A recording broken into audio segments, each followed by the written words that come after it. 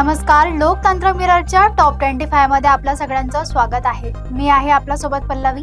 तर चला एक नजर टाकूया आजच्या ठळक बातम्यांवर। एलपीजी वरील निर्बंध हटले, सरकारच्या निर्णयाने अनेक क्षेत्रांना मोठा दिलासा। मान्सूनचा वेग मंदावला, 6 जिल्ह्यांना ऑरेंज अलर्टचा इशारा। एमपीएससीची 2619 पदांसाठी मेगा भरती, 27 जून पासून अर्ज सुरू।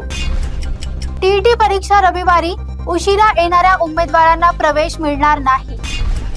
पुणे दिल्ली बिझनेस क्लास विमानसेवा सुरू, तिकीट दर 25,000 पासून। दुष्काळी सोलापुरात दारू विक्रीत वाढ, वार्षिक विक्री 3.25 कोटी लिटर। नसरापूर गुन्ह्यात पोलिसांची मोठी कार्यवाही, 15 दिवसात 1200 पाणी आरोपपत्र।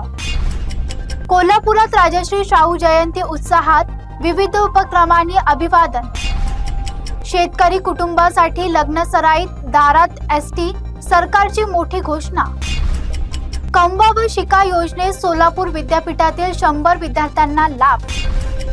बनावट मृत्यू दाखवल्याने जमीन हडप प्रकरण, पहिल्या पत्नीवर गुन्ह्याचे आदेश।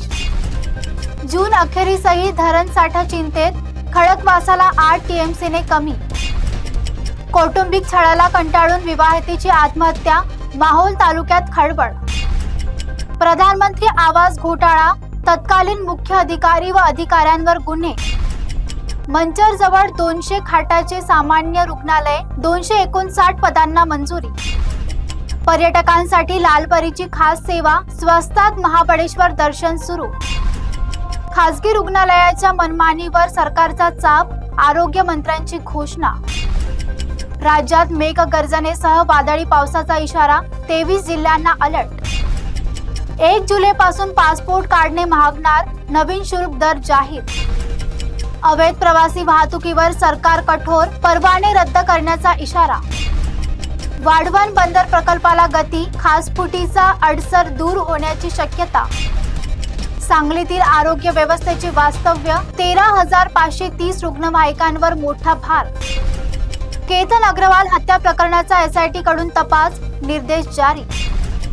महेश दीक्षित यांची आयबी प्रमुखपदी नियुक्ती, अंतर्गत सुरक्षेची जबाबदारी। एकही खासदार फुटणार नाही, शरद पवारांचा ठाम विश्वास। सध्या इतकंच, बघत रहा लोकतंत्र मिरर।